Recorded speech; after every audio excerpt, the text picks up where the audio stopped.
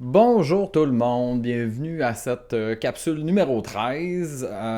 Donc aujourd'hui, euh, en fait c'est une thématique à laquelle je réfléchis depuis un certain temps. Surtout en fait je suis en train d'essayer de produire un document sur les limites et les besoins. Puis je trouve que c'est des thématiques des fois qui reviennent en fait quand on pense à réfléchir à placer nos limites face aux autres, quand on pense à nos besoins versus les besoins de nos proches, de notre entreprise.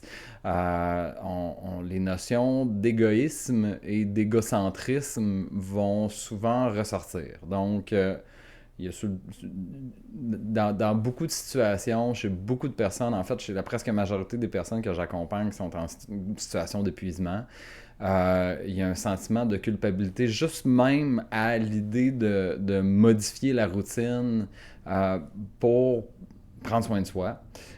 Justement parce qu'il y a comme une espèce de ressenti que c'est de l'égoïsme, que c'est de l'égocentrisme et que c'est pas bien.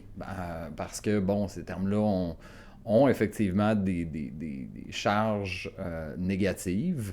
Après ça, on pourra réfléchir à savoir dans un contexte comme ça, est-ce que c'est réellement de l'égoïsme? Et est-ce que de l'égoïsme à petite dose, à certains moments donnés, peut être nécessaire, en fait? Donc, comme à mon habitude, je vais partir avec des petites définitions du dictionnaire. Donc, l'égoïsme, selon le Larousse, est décrit comme suit. Donc, un attachement excessif porté à soi-même et à ses intérêts au mépris des intérêts des autres.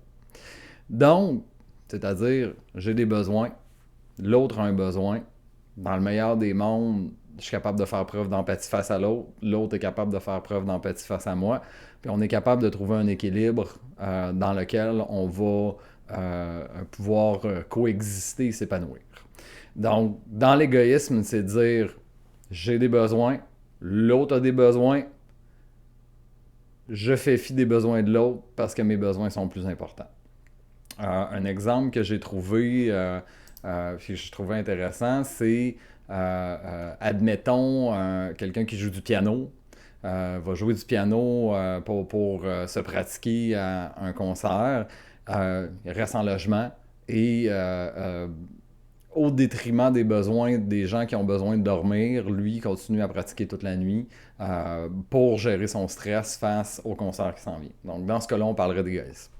Euh, L'égocentrisme, qui est déterminé comme suit par, à nouveau, le Larousse, c'est la tendance à ne considérer que son point de vue et de ses intérêts propres. Là, dans l'égocentrisme, c'est coche de plus. C'est-à-dire que la personne n'a même pas conscience des besoins des autres. Tout est axé sur son regard. Il y a que lui qui compte. Donc, c'est un peu comme dans la phase de développement des enfants, là, de 3 à 7 ans. Il y a une vision du monde égocentrique. Donc, c'est-à-dire de distinguer, il n'y a pas de distinction entre les besoins de l'autre ne sont pas importants. C'est juste, c'est le moi, le je, et ça se termine là. Donc, bon, c'est ça. Des fois, il y a des gens qui sortent pas de cette phase-là au niveau du développement et qui restent dans le je suis le centre du monde. Donc, il y a une nuance quelque peu importante, assez importante effectivement, c'est-à-dire que dans l'égocentrisme, il y a une espèce d'absence de perception des besoins de l'autre. Tandis que dans l'égoïsme, on a conscience des besoins de l'autre, mais on décide de se prioriser. Donc, évidemment, dans la définition, c'est dit, c'est au mépris des intérêts des autres. Donc, c'est au détriment de l'autre. Donc, on prend conscience qu'il peut avoir un impact négatif sur la condition de l'autre. Donc, là où on rentre dans une zone grise, puis je vous donne un exemple. Par exemple, avec le télétravail, ça c'est un cas de figure que j'ai rencontré trop fréquemment dans les 2 dernières années. C'est-à-dire quelqu'un qui, au 20 mars 2020, est tombé en télétravail et peu à peu, le travail est devenu présent dans toutes ses sphères de vie. Donc, et a pris le dessus sur tout. Donc, se lève le matin, ouvre son ordi avant même de prendre son café, regarde ses courriels, commence à travailler, s'arrête un petit 20 minutes pour pour manger, travaille sans se lever de son ordinateur jusqu'à midi, des fois va dîner en face de son écran et ensuite va arrêter, bon s'il y a des enfants, va arrêter pour l'heure du souper, puis là peut-être après avoir fait de la routine, va retourner travailler 1 heure ou 2 et on recommence la boucle. Euh, euh, Puis des fois quand il n'y a pas d'enfants, c'est juste de dire ben je sais quand est-ce que je commence à travailler, mais je ne sais pas quand est-ce que je termine. Donc,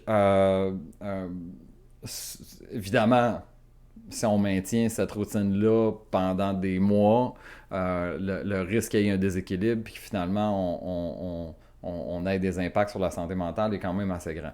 Euh, dans ce contexte-là, c'est-à-dire qu'il y a le besoin de l'entreprise, parce que souvent, quand il y a du temps supplémentaire qui est fait comme ça, c'est parce qu'il y a beaucoup de travail, des objectifs à atteindre, des deadlines qui approchent rapidement. Et là, les directions sentent la pression des CA, donc mettent de la pression sur les employés pour livrer, donc sans que ce soit nécessairement recommandé. C'est souvent implicite. Donc, le message par en dessous, c'est tu n'auras pas le choix de faire du temps supplémentaire. Même si c'est jamais dit spécifiquement comme ça, ou du moins pas dans tous les milieux. Donc, dans ce cas-là, le besoin de l'entreprise, c'est d'atteindre les objectifs.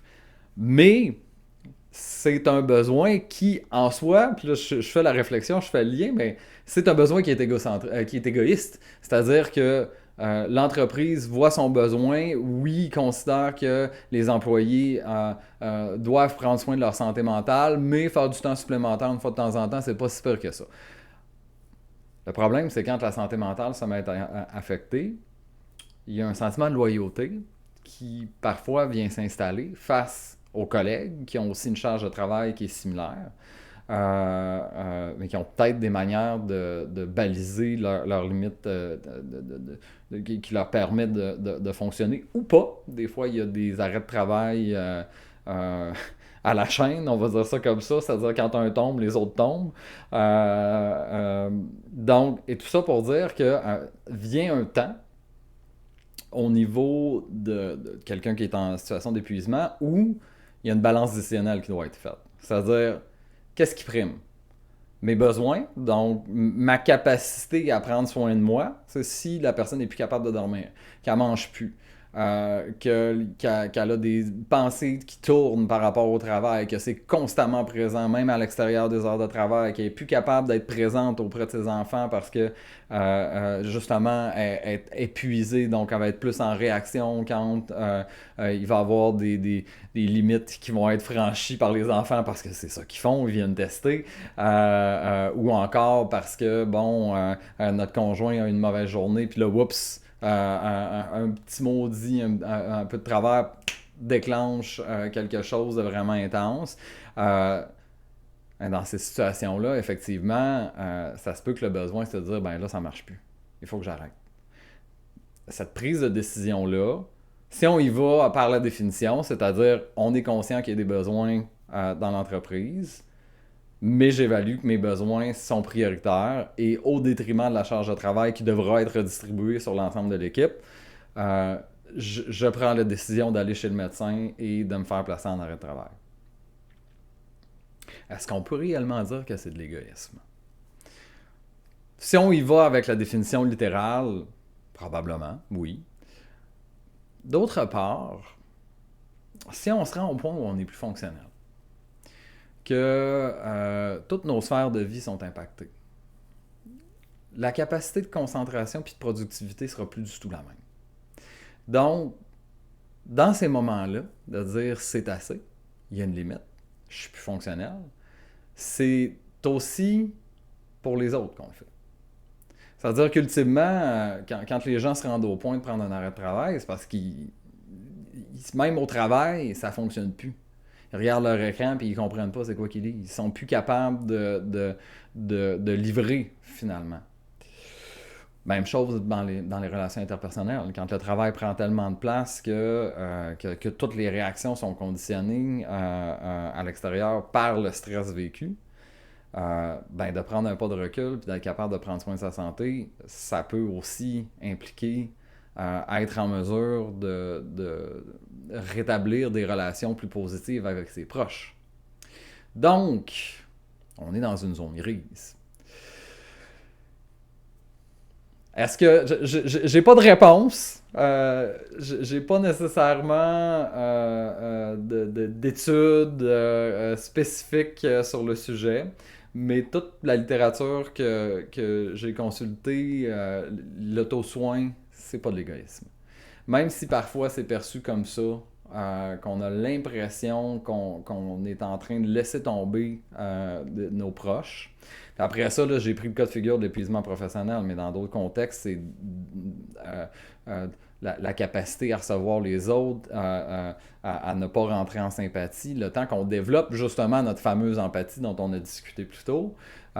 Des fois, il y a des limites qui doivent être posées, puis ben oui, on va prendre ces décisions-là en fonction de nos besoins d'abord, tout en essayant de respecter l'autre. Sauf que parfois, il y a des situations qui ne permettent pas que tout le monde soit content tout le temps. Donc, d'apprendre à naviguer ces eaux houleuses-là, tout en nuance, tout en subtilité, des fois ça peut être complexe. Puis c'est pour ça qu'on existe. Donc, voilà, j'espère que la différence entre égoïsme, égocentrisme, puis la place que ça peut prendre dans l'auto-soin, dans les difficultés qu'on peut faire face au quotidien est claire. Encore une fois, si vous avez des questions, n'hésitez pas, envoyez-moi un message, laissez-moi un commentaire, c'est toujours très apprécié. Bonne fin de journée!